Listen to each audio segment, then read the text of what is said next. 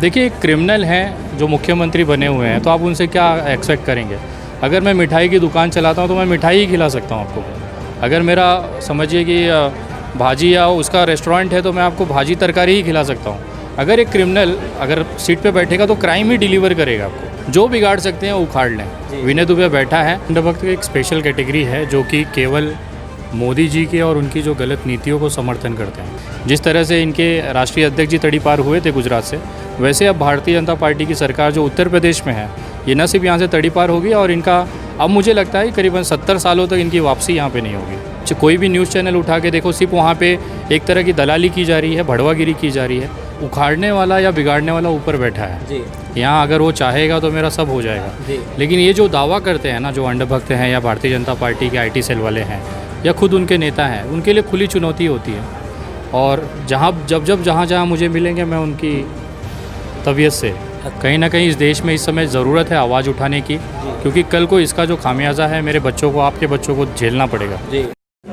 लहू देकर तिरंगे की बुलंदी को संवारा है, वतन जितना तुम्हारा है वतन उतना हमारा है। नमस्कार, आदाब, मैं उमैर आज़मी स्वागत करता हूं आप सभी दर्शकों का न्यूज़ टाइम नेशन पर। इस वक्त हम पहुंच चुके हैं उत्तर प्रदेश आजमगढ़ के ग्राम हाजीपुर गांव में। आज हमारे साथ एक ऐसे शख्स मौजूद हैं जिनका कोई परिचय, किसी के परिचय के मोहताज नहीं है। आप लोग सोशल मीडिया पर देखते होंगे और हमेशा ही विवादों से घिरे होते हैं। जी हाँ, आज हम बात कर रहे हैं विनय दुबे जी की। आज हम उनसे ख़ास बातचीत कुछ करेंगे। स्वागत है विनय जी आपका। धन्यवाद, बहुत बहुत। सबसे पहले तो हम ये आपसे पूछना चाहेंगे विनय जी, लगातार आप कह रहे हैं कि अंधभक्तों पर आपकी काफ़ी आवाज़ उठ रही है। क्या लगता है सभी देश में अंधभक्त हैं क्या? देखिए, अंधभक्त एक स्पेशल कैटेगरी है जो कि केवल मोदी जी के और उनकी जो गलत नीतियों को समर्थन करते हैं जी। जो फेसबुक सोशल मीडिया पे एक दूसरे को गाली गलौज करते हैं जी, तो मेरे हिसाब से वो अंधभक्त हैं और मैं हमेशा से उनको वही करता रहूँगा। और जहाँ मुझे मिलेंगे मैं उनकी तबीयत से। अच्छा जी। आपने एक इंटरव्यू में कहा था कि मेरा कोई कुछ उखाड़ नहीं पाएगा, ऐसा क्यों? देखिए, उखाड़ने वाला या बिगाड़ने वाला ऊपर बैठा है जी।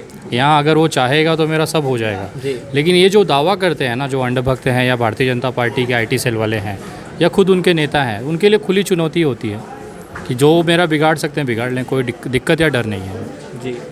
और हमेशा डॉक्टर कफील साहब के मामले को लेकर भी आप काफ़ी एक्टिव रहे हैं सोशल मीडिया पर, तो क्या कहेंगे आज हमारे दर्शकों को और देश की जनता को डॉक्टर कफील साहब के बारे में कुछ? तैयारी करिए, वो अपने घर आ रहे हैं अगले कुछ दिनों में। अच्छा, आपको विश्वास है कि वो आ रहे हैं? आपको पता चल जाएगा 2-3 दिन, क्योंकि ये केस में मैं बहुत अंदर तक काम किया हूँ। इलाहाबाद हाई कोर्ट से लेके सुप्रीम कोर्ट तक गया हूँ, तो मैं जजमेंट आपको अभी भी दे सकता हूँ कि क्या होना है, कब होना है, लेकिन सही वक्त पे सही चीज़ हो जाएगी तो अच्छा है। लेकिन इतना दावा करता हूँ कि अगले कुछ दिन के अंदर, मतलब मैं कह रहा हूँ आपको मिनिमम 2-4 दिन के अंदर आपको उसकी खुशखबरी सुनाई देगी जी। और आप लगातार विवादों में जो बने रहते हैं, काफ़ी केस मुकदमे भी हुए आपके खिलाफ़, उसके बाद भी आप अभी तक लगे हुए हैं। अगर केस मुकदमों से डर लगता तो मैं यहाँ शायद ना बैठा होता।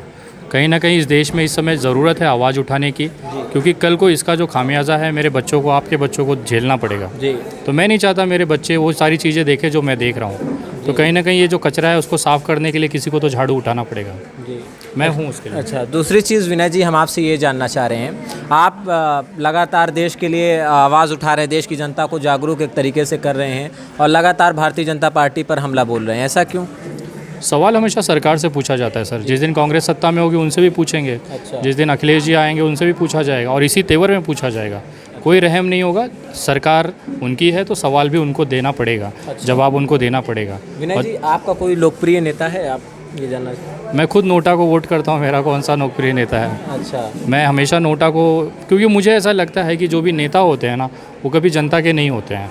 वो कहीं ना कहीं अपनी जेब भरना, अपनी पीढ़ियों के लिए पैसा सुरक्षित करना होता है। अगर सही में ऐसा कोई नेता निकलेगा या मुझे समझ में आएगा तो आपको ज़रूर बताऊंगा और देश को बताऊंगा कि हाँ भैया ये व्यक्ति सही है और क्यों सही है जी।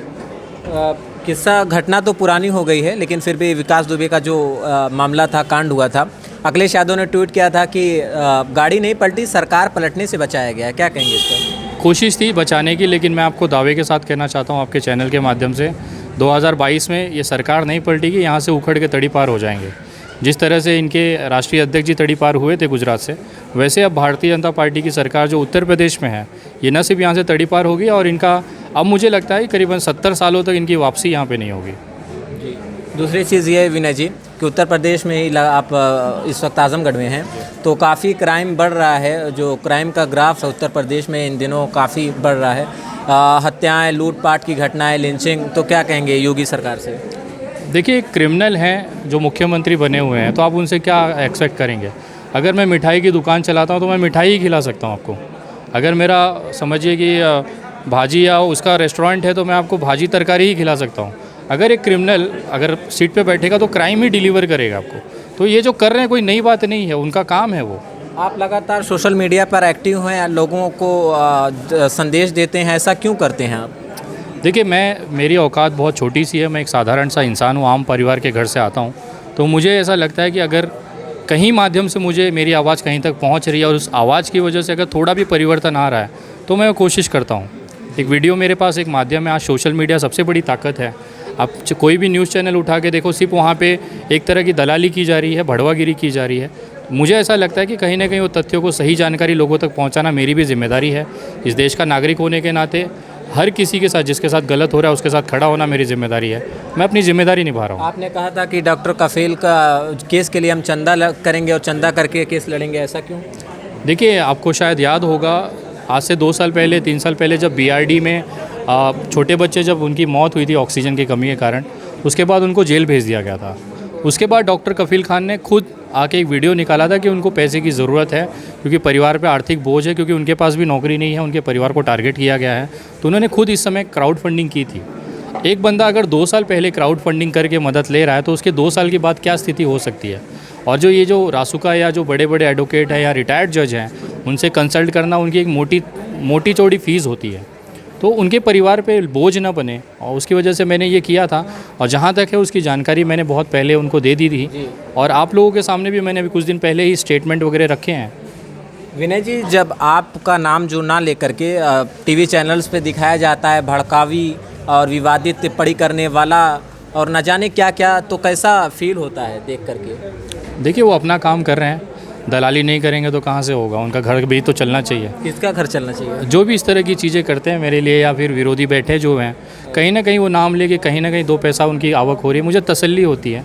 मैं अपना काम कर रहा हूँ, उनके बोलने दिखाने से मैं नहीं बदलने वाला हूँ। जी, मतलब उनको तो कोई जवाब देना चाहिए आपको, जो लोग ऐसा कह रहे हैं कि भड़कावी बयान देता है, सरकार की अवहेलना करता है आदेशों का।